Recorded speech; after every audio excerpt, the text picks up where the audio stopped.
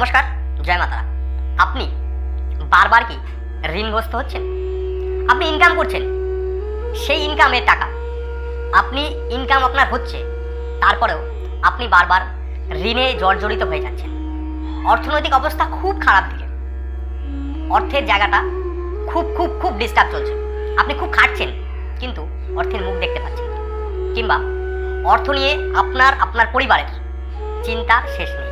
অর্থ আপনার জীবনে আসছেই না দর্শক বন্ধু। এরকম যদি কোনো ব্যাপার থাকে তাহলে ভিডিওটি একটু মনোযোগ সহকারে দেখবেন। এই ভিডিওর মাধ্যমে বলবো বিশেষ একটি টোটকা, যে টোটকার দরুন আপনি যদি বিশ্বাস, ভালোবাসা এবং পরিষ্কার পরিচ্ছন্নভাবে করতে পারেন, আপনি অবশ্যই আপনার অর্থ কষ্ট থেকে মুক্তি পাবেন এবং আপনি যত বড় ঋণে জর্জরিত থাকেন সেই ঋণটা থেকে আপনি মুক্তি পাবেন। শুধু এটি করবার জন্য আপনাকে মন দিয়ে একটু ভিডিওটি প্রথম থেকে শেষ অবধি দেখতে হবে। আর এই চ্যানেলে নতুন আসলে অবশ্যই চ্যানেলটিকে সাবস্ক্রাইব করতে হবে, কেননা এই ধরনের বিশেষ বিশেষ ভিডিও আমি সব সময় দিয়ে থাকি। ভিডিওটি সবার আগে দেখতে পাবেন তার জন্য। চলুন তাহলে মেন বিষয়ে আসি, মেন সাবজেক্টে আসি।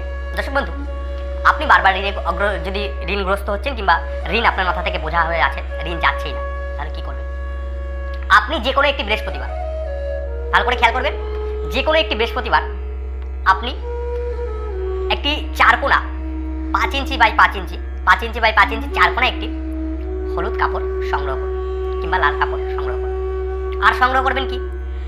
আর সংগ্রহ করবেন আপনি আপনাদের আশেপাশে যদি ধান গাছ থাকে কিংবা গম গাছ থাকে, সেই গমের শিকড় একটুখানি জোগাড় করে নিন। আর কি জোগাড় করবেন? আর জোগাড় করবেন একটি কাঁচা 1 টাকার কয়েন এবং একটু সিঁদুর জোগাড় করুন। আর জোগাড় করবেন শুকনো একটু ধান। আপনি যেগুলো আমি বললাম ধানের শিকড় বাদে আর প্রত্যেকটা জিনিসই আপনি দশকর্মার দোকানে অবশ্যই পেয়ে যাবেন। বৃহস্পতিবারের দিন একটি থালার মধ্যে, কাঁসা কিংবা পিতলের একটি থালার মধ্যে কাপড়টি আগে সুন্দর করে পেতে নেবেন। পেতে নিয়ে আপনি সেই কাপড়টির মধ্যে একটু সেই ধানের যে শিকড়টা বলেছিলাম, ধান গাছের সেই শিকড়টা দিয়ে দিন। তারপর আপনি সেখানে দেবেন একটি কাঁচা টাকা।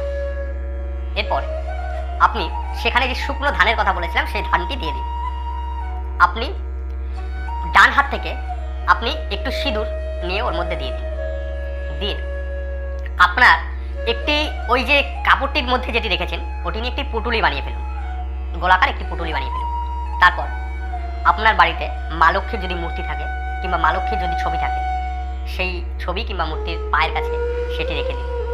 রেখে দিয়ে আপনি ধূপ কাঠি কিংবা মোমবাতি যেগুলো একটু যেরকম পুজো দেন আপনার বাড়িতে, সেরকম করে মাকে একটু প্রসাদ দিয়ে, আপনার সামর্থ্যে যেটুকুই হবে সেটুকু দিয়ে মায়ের একটু ভোগ দিন, একটু প্রসাদ দিন, দিয়ে মাকে ভক্তি সহকারে পুজো দিন। ধূপ কাঠি মোমবাতি দিয়ে একটু পুজো দিন মা লক্ষ্মীকে। মা লক্ষ্মীকে পুজো দিয়ে আপনি সেই পুটুলিটি একটি রাত, বৃহস্পতিবার করলেন, করার পরে আপনি একটি রাত মায়ের পায়ের কাছে রেখে দিলেন। রেখে দেওয়ার পর শুক্রবারের দিন সকাল, যত সকালে পারবেন স্নান সেরে শুদ্ধ বসনে মাকে স্মরণ করে, আপনার অর্থ কষ্ট স্মরণ করে মায়ের পায়ের কাছ থেকে সেই পুটুলিটি তুলে এনে আপনার বাড়ির আলমারি হোক কিংবা আপনার ক্যাশ বাক্স হোক কিংবা আপনার যেখানে টাকা পয়সা রাখে কিংবা আপনি টাকা পয়সা রাখতেন সেই ক্যাশের জায়গাটায় সুন্দর করে রেখে দিন। তারপর আপনি যখন ওটি রাখবেন ওই জায়গাটায়, তখন একটু আপনার অর্থ কষ্ট মা লক্ষ্মী যাতে নিয়ে নেয়, আপনার অর্থের কিংবা আপনার ঋণের বোঝা যাতে আপনার জীবন থেকে কমে যায়, সেগুলো ঠাকুরের কাছে কামনা করে আপনি সেখানটায় রেখে দিন। সেখানটি আপনি যদি পারেন প্রত্যেকদিন একবার নমস্কার করবেন সেটি দেখে, আর যদি নাই সময় হয় তাহলে মনে মনে সেই পটলের কথা চিন্তা করে একটু নমস্কার করুন। দেখবেন আপনি আস্তে আস্তে আপনার অর্থ কষ্ট দূর হবে। দেখবেন আস্তে আস্তে আপনার ঋণের বোঝা একটু একটু করে কমবে। দর্শক বন্ধু, একবারে কিন্তু কমবে আমি বলছি না, একটু একটু করে কিন্তু আপনার যে সমস্যাগুলো, অর্থনৈতিক যে সমস্যাগুলো, আপনার ফ্যামিলির যে অর্থনৈতিক সমস্যাগুলো, আপনার বাড়িতে যে ব্যক্তিরা যারা আছে তাদের যে অর্থনৈতিক সমস্যাগুলো, আপনি যে ঋণের মধ্যে আছেন সেই ঋণের সমস্যাগুলো থেকে আপনি বেরিয়ে আসতে পারবেন কিংবা ঋণের জায়গা থেকে আপনি মুক্ত হতে পারবেন। দর্শক বন্ধু বললাম ঋণ কিংবা অর্থ কষ্ট দূর করার বিশেষ এই টোটকা। দর্শক বন্ধু, আমার ভিডিও যদি আপনাদের ভালো লাগে অবশ্যই একটি লাইক করবেন। আজকের মতন বিদায় নিলাম। ভালো থাকবেন, সুখে থাকবেন আর অপরকে ভালো রাখবেন।